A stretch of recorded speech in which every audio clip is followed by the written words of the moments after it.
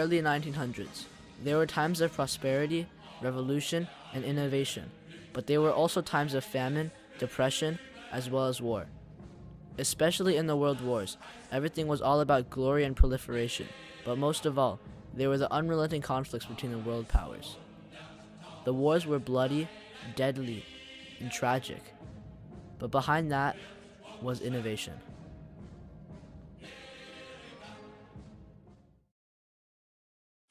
Some could argue that the early 20th century was the worst time in history because of the death and tragedy that took place, with more than 45 million civilian casualties alone in World War II.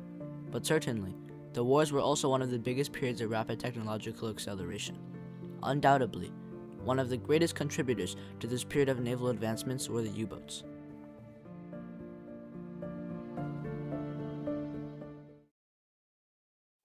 Throughout both world wars, the development of German submarines, the undersea boots, or U-boats, dominated the Atlantic. Introduced in World War I and used extensively in World War II, they were deployed to sink Allied cargo and disrupt their logistics. These vessels became Germany's primary naval force, compensating for a weak and limited surface fleet.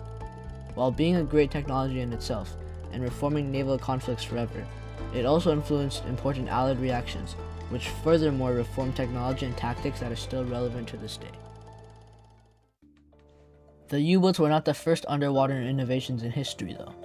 To fully understand the evolution of underwater devices, we have to go back.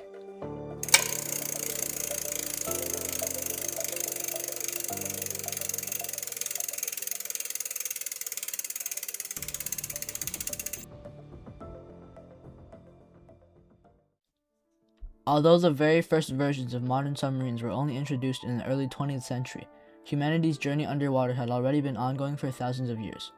Around 320 BC, Aristotle designed the first references of the Athenian diving bell, a device that trapped air for divers to breathe, allowing them to operate underwater.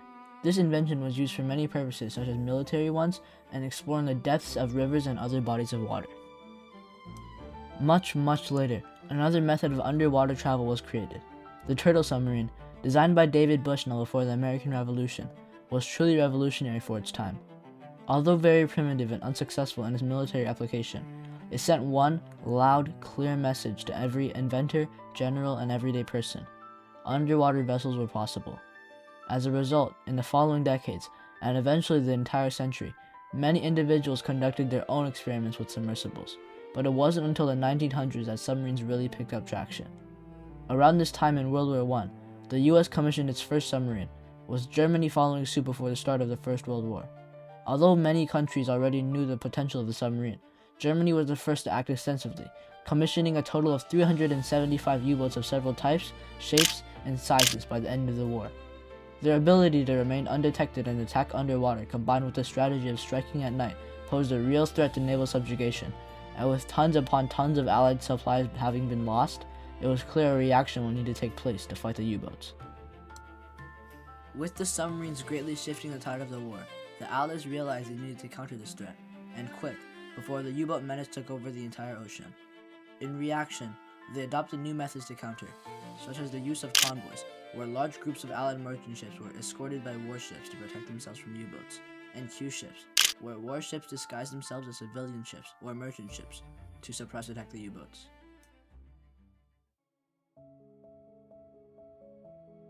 Then, on May 7th, 1915, the German U-boat U-20 fired a torpedo at the starboard side of the British passenger cruise liner, the RMS Lusitania.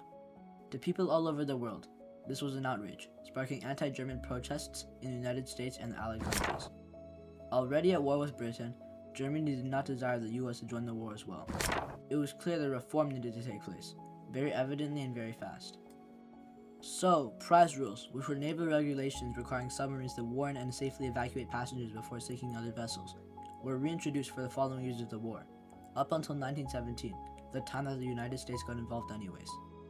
Aside from this though, there was another conflict being waged, based not in politics but rather in the field of technology and tactics.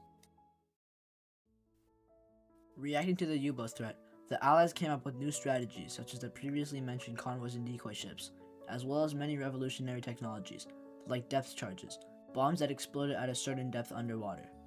Of course, the Germans struck back, with tactics and gadgets of their own, especially in World War II. Very notably, the Germans came up with the wolf pack, a hunting style that involves groups of submarines to target convoys, with many U-boats patrolling and contacting with each other. Ironically, it would be the Allies who would later use this very same tactic to hunt the German wolf packs. This combined with new technologies is what truly accelerated innovation, with the Germans and Allies repartee creating countless new developments. The Allies prevailed, however, with many groundbreaking inventions such as ASDIC, a precursor to sonar, which sent sound waves underwater at an object, and then measuring the time it takes for the waves to travel back to reduce the distance. This was very useful for tracking and attacking the U-boats, with no other reliable way to locate them. The problem with this was, this couldn't determine a U-boat's direction, and Allies often dropped bombs in wrong places. One solution would fully counter the U-boats, but there was one more obstacle in the way of complete naval supremacy: Germany's infamous Enigma code. It was used extensively in communication of sensitive military and naval information, including the locations of the U-boats. The Allies, motivated to fully dominate the seas once and for all, had a secret team of programmers dedicated to cracking the Enigma code. Working at a secret facility in Bletchley Park, they created the bomb machine, which used wheel settings to test out possible combinations for the code very quickly, and this revolutionary method of processing large amounts of data was successful. While giving them information on plans and efforts by the Germans in the war, it also gave them intel on the exact location and time of where all the German submarines were. This revolutionary effort made the U-boat's capability to remain undetected and strike by surprise useless. This was the final blow to Germany's naval supremacy, severely tipping the scales towards the Allies' favor. In the First World War alone, 30% of all Allied merchant ships were sunk by U-boats, causing large civilian populations to starve. In addition to this, the image of the German Navy and people were tarnished after the war, with the sinking of the Lusitania and the massive amount of Allied propaganda, which criminalized the actions of the German armed forces, making people view them as barbaric, untrustworthy, and ruthless. Even after both world wars, it was clear that the U-boats were still affecting people in countries around the globe, through the economical and logistical impact they had during the wars. However, most of their long-term effects, other than in culture and popular media, were embedded in the technology they provided. In the long term, the bomb machine, which was developed mostly to counter the U-boats, was recognized as the first in the field of computing, introducing the capabilities of computers and electrical devices. This revolutionary solution will later be inspiration for many computers to come, with the bomb's capability to handle large amounts of data and do complex logical operations, bridging the gap between computers and manual computations.